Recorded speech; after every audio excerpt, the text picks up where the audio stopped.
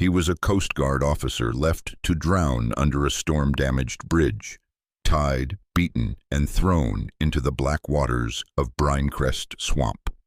They thought the tide would swallow him, that the sea would keep their secret forever. But fate does not forget men like him, for this was not the last breath of a fallen officer, it was the awakening of something much greater. A storm was brewing, forged in seawater and thunder, carried by the loyalty, courage, and fierce love of a little girl and her German shepherd. A humid coastal night pressed down over Brinecrest, the kind of night where the air tasted of salt and secrets. Beneath the wavering glow of a storm-threatened sky, Alden Marrow stood alone on the narrow deck of an abandoned boathouse, his silhouette long and sharp against the restless water. Alden was in his mid-30s, tall and lean, with the wiry build of a man shaped more by hardship than comfort. His jaw carried the shadow of a day-old beard, dark and coarse, and a thin scar crossed his right cheek, a memory from a rescue gone wrong years earlier, when a collapsing oil rig killed his wife and nearly took his sanity with her. His eyes, a deep gray that rarely softened, held the vigilance of someone who had trusted the world once and paid dearly for it. Tonight, those eyes watched the distant curve of Storm Wake Bridge, where his investigation had finally led him. He had spent months undercover, tracing whispers of a weapons smuggling ring, threading through Brinecrest's fishing fleet, finding patterns in late-night shipments and ghost vessels slipping past the marshes. Now, those patterns pointed to a single man, Virgil Cade. Virgil emerged from the shadows with the casual menace of a predator returning to familiar ground. Tall, broad-shouldered, and in his early 40s, Virgil had the deceptive charm of a ship captain who could smile while sinking your vessel. His hair was slicked back, dark as crude oil, and a jagged tattoo of an anchor curled along his neck, an emblem from his days running contraband routes before he became something much worse. His confidence came from a life without consequences, a life built on the belief that the sea erased everything.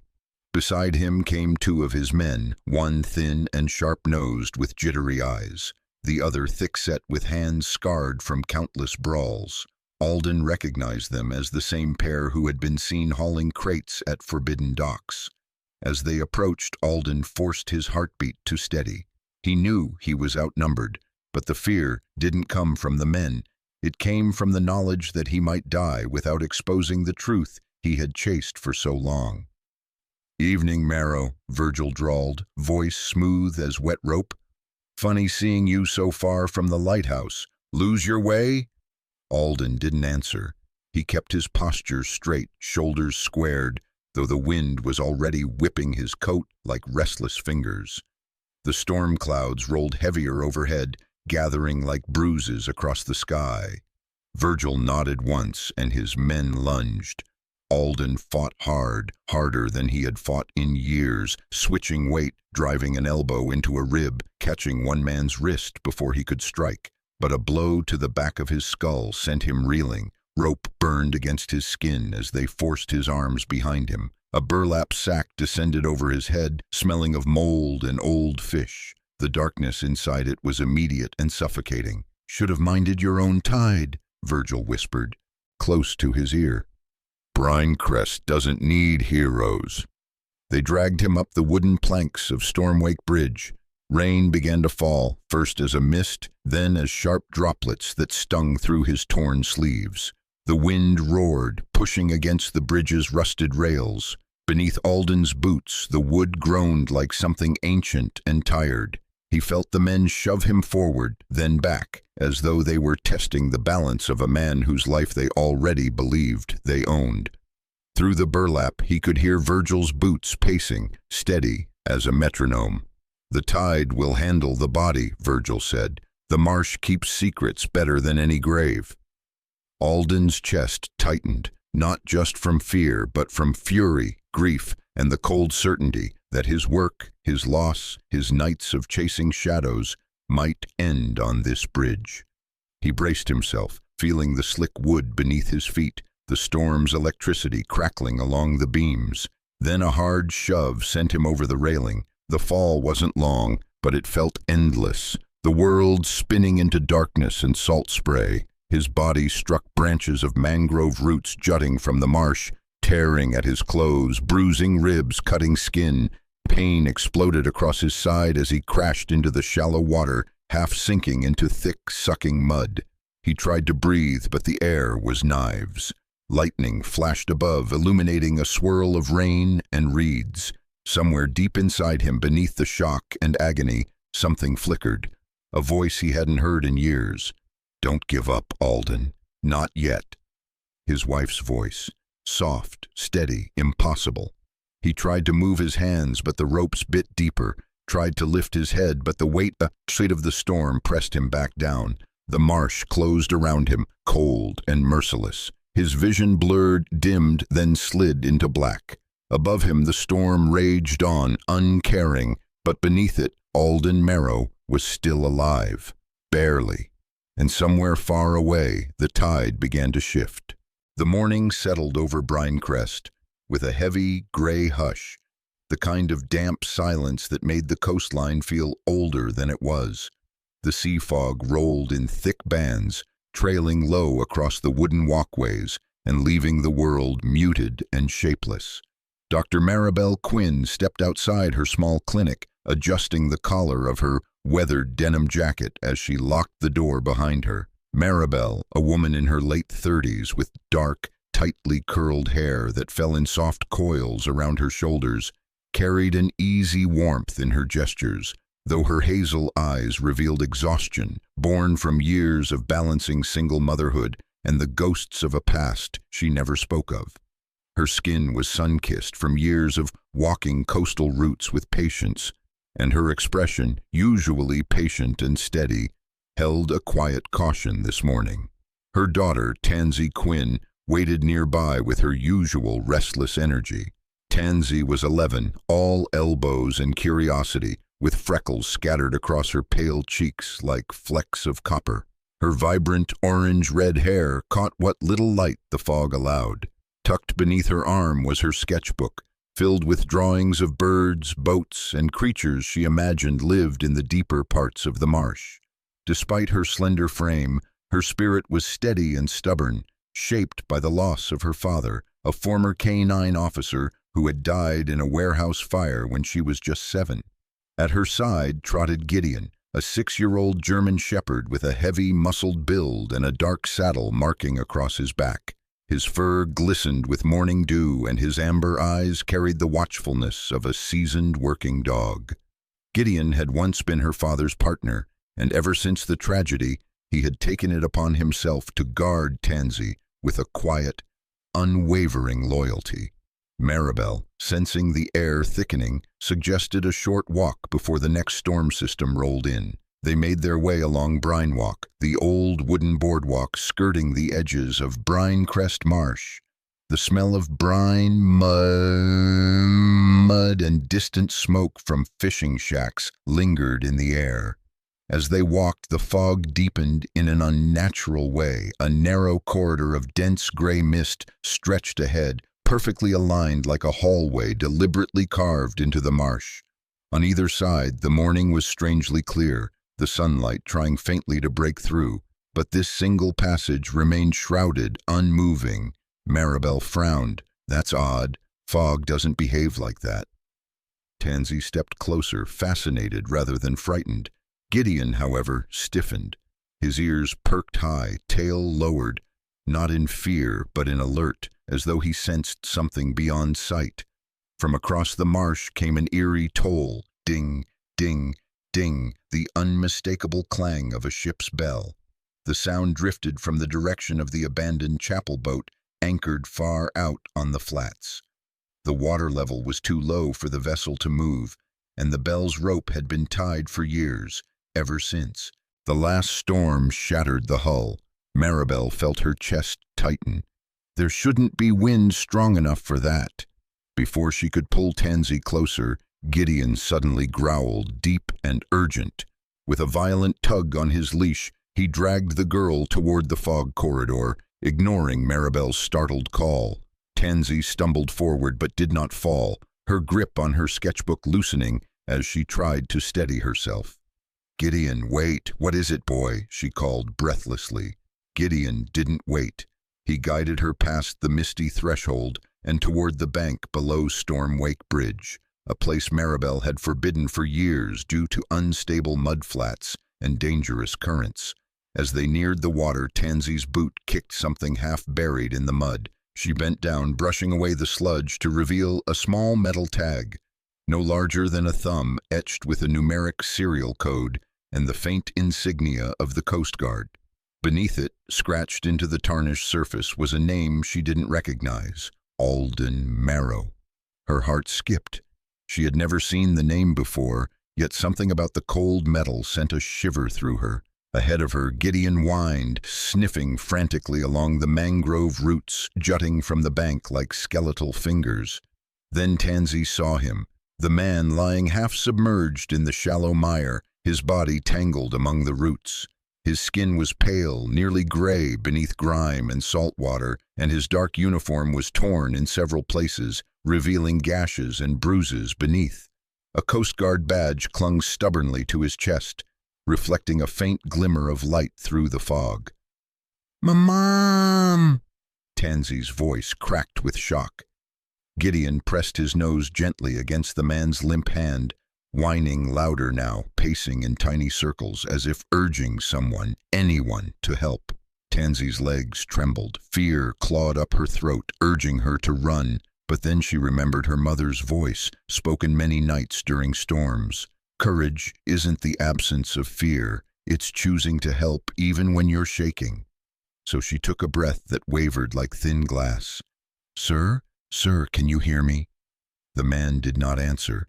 She could barely tell if his chest moved at all.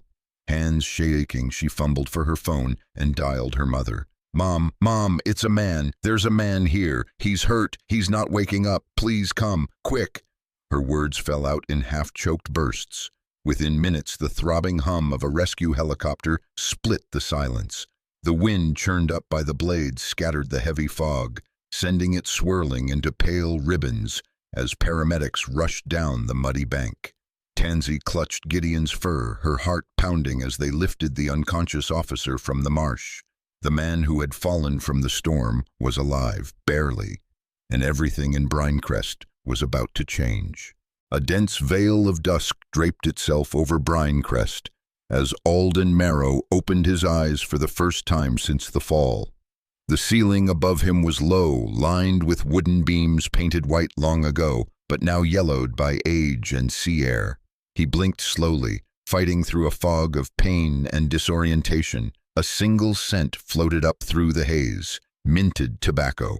It struck him with a sharp clarity, the same smell that had clung to Stormwake Bridge just before he was pushed over the rail. Alden's pulse quickened and his breath hitched. He tried to sit up, but pain lashed across his ribs. The room he was in, small, faintly lit, walls covered with framed certificates, was Brinecrest's only medical outpost, a humble clinic run by Dr. Maribel Quinn. Maribel stood nearby, adjusting an IV line with her usual blend of precision and empathy.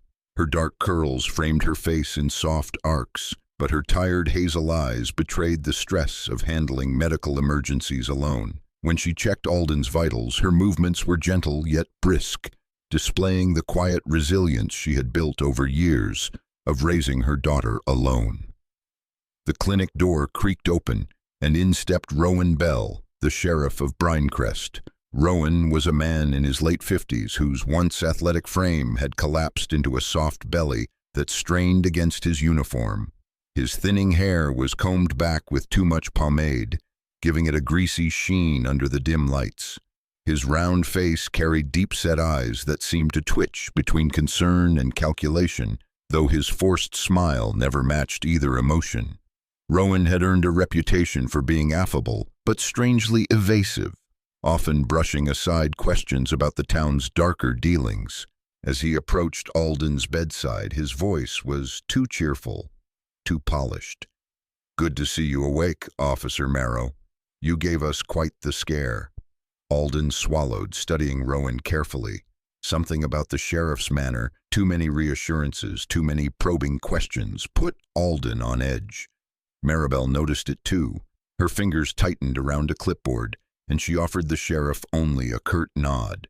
When Rowan left, muttering vague comments about increased patrols and keeping everyone safe, Maribel exhaled slowly, relief mixed with unease. As she helped Alden sit upright, something slipped from his torn uniform jacket, something he had not noticed before. A small, water-resistant notebook, battered and swollen from the marsh's moisture, fell into Maribel's hand. She turned it over gingerly. The edges were burned. The pages, though smeared, held a map of Brinecrest's coastline with a thick red X scrawled over one location. Bristle Pier Cannery, the old fish cannery abandoned after a fire 2 years earlier. Maribel's breath caught. Her late husband had died responding to that very fire. His body was found near the collapsed freezer room. Seeing the location marked in Alden's secret notebook stirred old grief and quiet fury beneath her ribs. That night, with the air heavy from the heat of an approaching tropical front, Maribel drove Alden, her daughter Tansy, and Gideon toward the derelict cannery. The sky burned copper and crimson as the sun dipped behind jagged concrete pillars, their shadows long and skeletal across the cracked asphalt. The cannery loomed like a rusted beast, its metal siding warped by flames, its windows broken into sharp, tooth-like shards. Gideon sniffed the air, hackles raised. Once inside, the air turned colder, not physically, but in a way that seemed to seep into the bones. Their footsteps echoed unnaturally in the cavernous, abandoned space. At the far end of the processing hall, a flicker of light drew Alden's attention. A grainy security monitor mounted high on a beam sputtered to life. Despite having no power source, the screen displayed footage of the cannery entrance, the same angle, looping every 4 seconds. In the left corner of the screen, the timestamp froze at 11:11, the precise minute the fatal fire had begun 2 years ago. Maribel felt her pulse drum in her ears. Before she could speak, a metallic clatter echoed around them. Dozens of clocks, rusted, cracked, discarded, had fallen from the walls over the years, yet every one of them now pointed to the same identical time, their hands aligned sharply like compass needles, all aiming toward the back freezer hall. Tansy, clutching Gideon's collar with trembling fingers, whispered, "Mom, they're all pointing the same way." Alden stepped forward, scanning the dusty floor. There, emerging out of nowhere, was a trail of footprints, outlined sharply in soot, beginning in the middle of the room without a leading entry, as though someone had simply appeared. The tracks led to a blank wall. Alden pressed his palm against it. Hollow. He pushed, and the wall swung inward with a groan, revealing a narrow stairwell descending underground. Flashlight beams danced across the concrete walls as they moved downward, the air thickening with the smell of rust and damp earth. A faint, rhythmic whisper floated through the corridor, a voice reciting numbers, names, or something indecipherable. Tansy clutched Maribel tighter. Gideon growled low, ears pinned. In a small chamber at the end of the tunnel, they found crates stacked like a makeshift fortress. Alden pried one open. Inside, wrapped in plastic, were rifles, military grade. Another crate held vacuum-sealed bricks of narcotics. A third contained logbooks, names, dates, shipments, all marked with the same coded signatures found in Alden's notebook. Before they could gather more, Gideon suddenly pulled Tansy toward the stairs. Above them came muffled voices, footsteps crunching over broken glass, and the acrid smell of gasoline bleeding through the cracks. Virgil Cade had sent men to burn the cannery again. Alden motioned sharply. "We need to move, now!" They fled through a rusted service tunnel leading out to the pier, stumbling into the humid night as flames began to crawl up the cannery's skeletal frame. Behind them, the building burned once more, its second funeral casting a molten glow across the water, and Alden understood with chilling certainty the fire 2 years ago had never been an accident. The night fell over Brinecrest like a tightening fist, the air thick with heat that refused to break, despite the roaring winds rising from the sea. Storm clouds churned above the coastline, bruised purple and green, threatening a tropical tempest that would swallow the entire town by midnight. The Quinn farmhouse sat on the outskirts of town, its wooden siding rattling lightly as gusts crept through the marsh grass. In the backyard, Tansy Quinn knelt by her collection of seashells, arranging them in spirals the way she imagined ocean currents moved beneath the waves. Gideon lay nearby, his ears perked even in rest, his thick tan and black coat glistening with early humidity. At 6 years old, the German shepherd had grown into a broad-chested sentinel whose instincts rarely failed him. His amber eyes constantly scanned the yard, carrying both intelligence and a lingering sorrow from losing his original handler, Tansy's father, in a fire years ago. That loss had carved something permanent in him, a seriousness that never left his posture. The storm front shifted abruptly. Gideon's ears shot forward, catching a distant crunch. Before he could bark, 2 figures slipped from behind the shed. One was a gaunt, wiry man with hollow cheeks and darting eyes that gleamed with nervous cruelty. The other was taller, with a shaved head, square jaw, and arms marked with crude prison tattoos. Their steps were quick, purposeful. The smaller one clamped a hand over Tansy's mouth. The larger swung a pipe down toward Gideon's skull. The sound, a sickening, dull crack, echoed across the yard. Tansy tried to scream, but the gaunt man tied her wrists with a rough nylon cord, hoisted her over his shoulder, and hurried toward a sputtering skiff engine tied at the canal. Gideon collapsed, stunned and bleeding, but not defeated. His vision blurred, yet he dragged himself forward, driven by instinct stronger than pain. By the time he reached the canal's edge, the boat was already tearing across the water toward the open marsh. Gideon whined, then forced his battered body into motion. He followed the canal's bank, limping, nose low, tracking the sharp scent of gasoline and brine until he reached the front porch of the house and collapsed at Maribel's feet. Maribel Quinn froze as she saw the dog, his fur matted with blood, eyes wide with panic. Fear clawed instantly at her chest. "Gideon, where's Tansy?" He nudged toward the marsh trail with a weak whine. Maribel's hands shook, but her voice hardened. "Alden." Alden Marrow burst from the barn moments later, still wearing the patched jacket she had given him. Though his ribs were still bruised from the fall, his posture had regained strength and purpose. The old scar across his cheek pulled tight as he assessed the scene. "They took her," Maribel choked out. "2 men. Gideon fought, but—" Alden knelt to the dog's level, placing a steady hand on Gideon's neck. "Good boy. Show us the way." Gideon pushed himself upright, trembling but resolute. Together, Alden, Maribel, and the injured German shepherd hurried into the rising wind. Based on the route shown in Alden's notebook, the same one marked with coded symbols, he knew exactly where they would take a hostage if they needed leverage. Black Reed Point Lighthouse. The lighthouse, abandoned after years of structural decay, stood like a rusted spine against the storm. Its skeletal frame was wrapped in twisted metal beams, and spiraling iron stairs climbed the tower like a serpent's backbone. It had once been a symbol of safety for sailors. Now it loomed as a monument to danger. Rain finally broke as they neared the coast, pelting the sand with warm, furious drops. Waves slammed into the jagged rocks, sending white spray up the cliffs. Alden activated the emergency signal beacon hidden beneath his jacket, a small, flat transmitter designed to send a distress call directly to the Coast Guard's Federal Response Team. The device blinked weakly, struggling against the atmospheric interference. Inside the lighthouse, Tansy was tied to a corroded iron support beam. Her vibrant hair stuck to her face as she trembled. Virgil Cade paced nearby, cigarette dangling from his lips, its ember glowing red in the dark. The man's expression twisted with calculated anger. "Your mother has something I need," he muttered, exhaling smoke. "She'll bring it here, or this place becomes a grave again." Rowan Bell stood by the window, his bulky frame silhouetted against flashes of lightning. Sweat gathered along his receding hairline. Rowan, once the beloved sheriff, now looked like a man ambushed by his own decisions.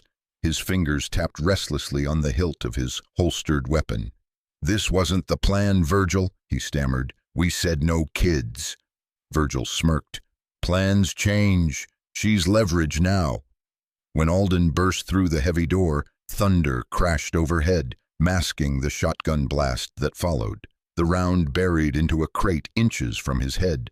Splintering wood, Gideon launched forward, ignoring the throbbing pain in his skull. The dog collided with the tattooed guard, knocking him off balance.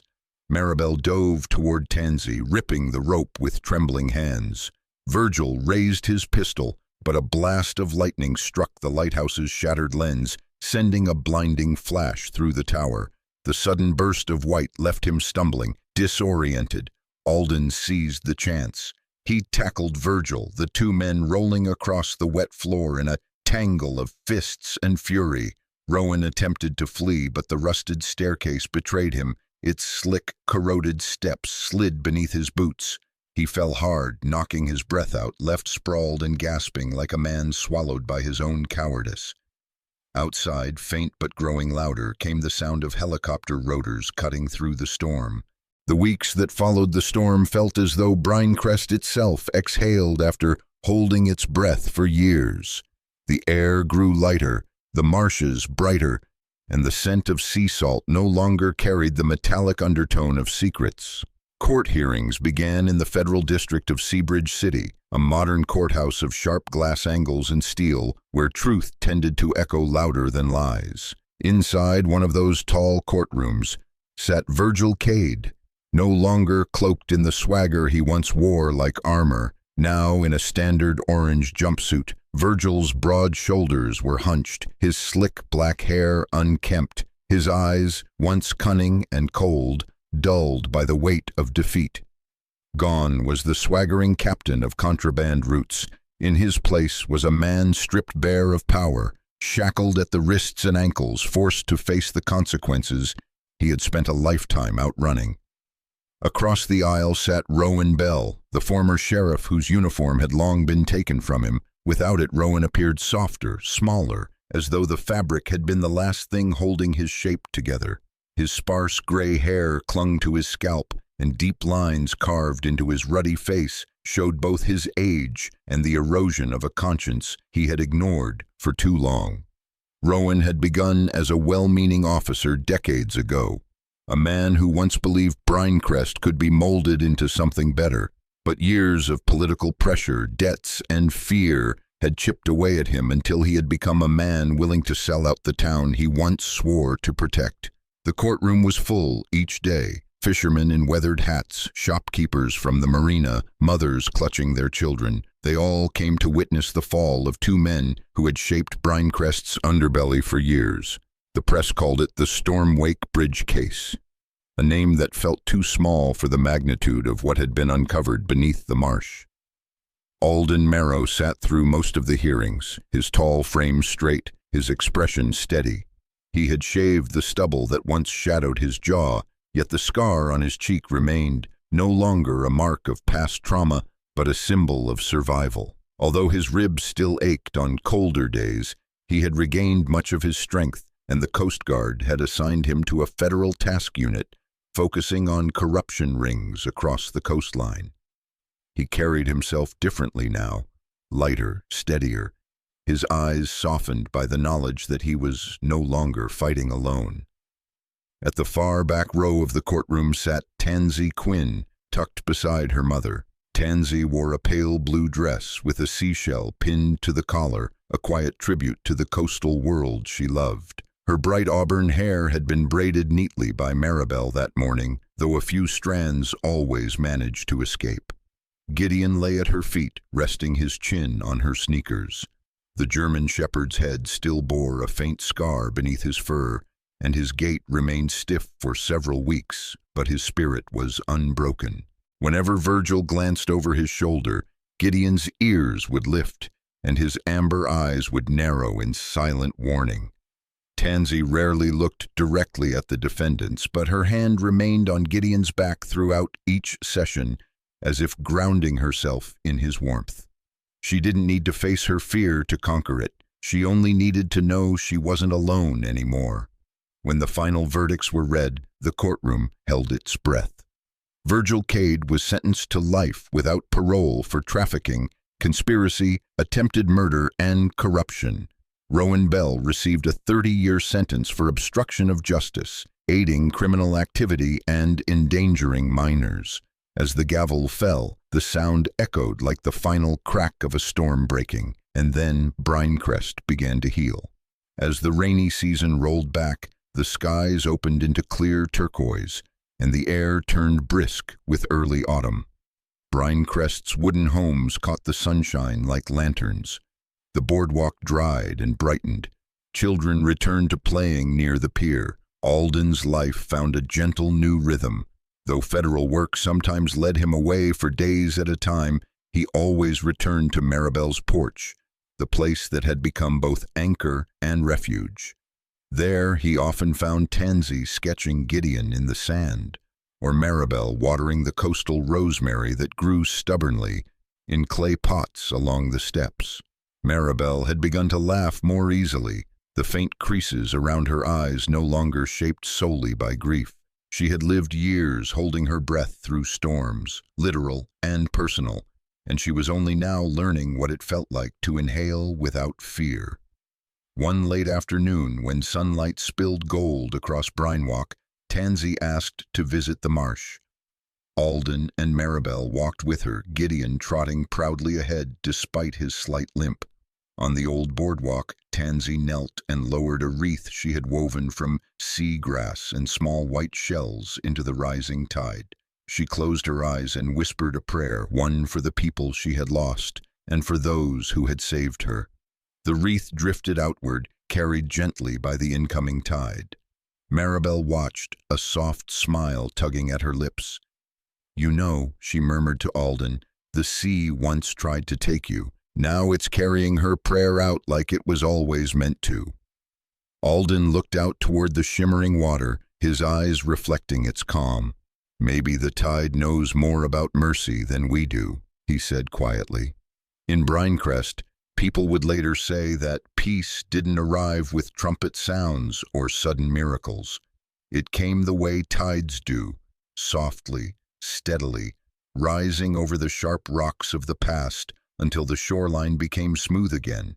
And as the last rays of the day brushed the marsh in amber light, Alden, Maribel, Tansy, and Gideon stood together on the boardwalk. A family formed not by blood, but by storm survived and love rebuilt. In the story of Brinecrest, we learn that miracles do not always arrive with thunder or blazing fire from the sky. Sometimes they come softly, like the rising tide at dawn, steady, patient, and strong enough to wash away wounds we thought would never heal. It was the love of a mother, the courage of a child, and the unwavering loyalty of a dog that became the hands God used to lift a broken man back into the light. And in our everyday lives, we face storms too, quiet struggles, hidden grief, trials that press on the heart when no one is watching.